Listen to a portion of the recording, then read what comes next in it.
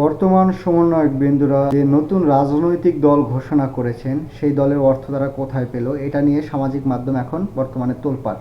তাদের যে বিলাসবহুল অফিস, তাদের যে বিলাসবহুল একটা আয়োজন করলেন কিছুদিন আগে মানিক মিয়া অ্যাভিনিউতে, তাদের যে আগামী দিনের কার্যক্রম, সারা বাংলাদেশ তারা ঘুরবেন, সারা বাংলাদেশের প্রত্যেকটা ইউনিয়ন পরিষদে তাদের সংগঠন তৈরি করবেন, সেই বিশাল পরিমাণ অর্থ তারা কোথায় পাবে। দেখেন, 5ই আগস্টের পর থেকে সমন্বয়করা রাষ্ট্রীয় ক্ষমতার যে চাবিকাঠি হাতে পেয়েছেন এবং রাষ্ট্রীয় তারা গুরুত্বপূর্ণ অবস্থানে রয়েছেন, সেটা আপনি আমি মানি বা না মানি, কিন্তু বাস্তবতা হলো এই সত্য।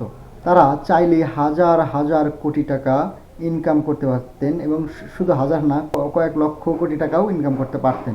কিভাবে?